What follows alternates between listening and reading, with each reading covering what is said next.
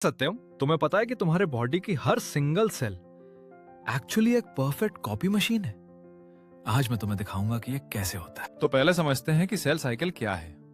ये बेसिकली एक complete journey है, एक सेल के बनने से लेकर उसके डिवाइड होने तक। और नीट के लिए ये सबसे इंपॉर्टेंट टॉपिक्स में से एक है। अब देखो सत्यम, सबसे ज्यादा टाइम सेल इंटरफेज में रहती है।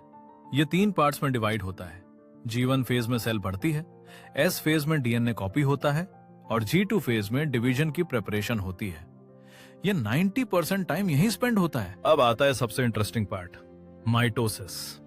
ये 4 स्टेजेस में होता है। प्रोफेज में क्रोमोसोम्स विजिबल होते हैं, मेटाफेज में सब सेंटर पे लाइन अप करते हैं, कैराना फेज में वो ऑपोजिट पोल्स पे जाते हैं और टेलोफेज में 2 नई न्यूक्लियाई बन जाती हैं।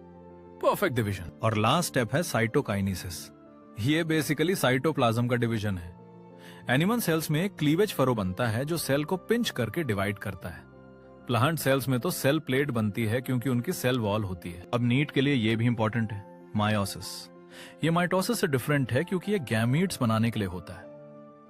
मायोसिस में 2 डिविजन्स होते हैं और क्रोमोसोम नंबर आधा हो जाता है, डिप्लॉइड से हैप्लॉइड। और एक last important concept, cell cycle check points. ये बेसिकली क्वालिटी कंट्रोल पॉइंट्स हैं। G1 check point, G2 check point और M चेक पॉइंट, अगर कोई एरर है तो सेल साइकिल रुक जाता है। कैंसर में यही चेक पॉइंट्स फेल हो जाते हैं। तो सत्यम, लेट्स रिकैप। सेल साइकिल में इंटरफेस सबसे लंबा है, जहां सेल प्रिपरेशन करती है।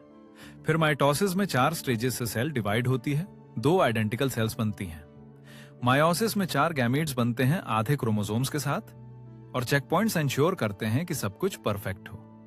Pretty amazing, right?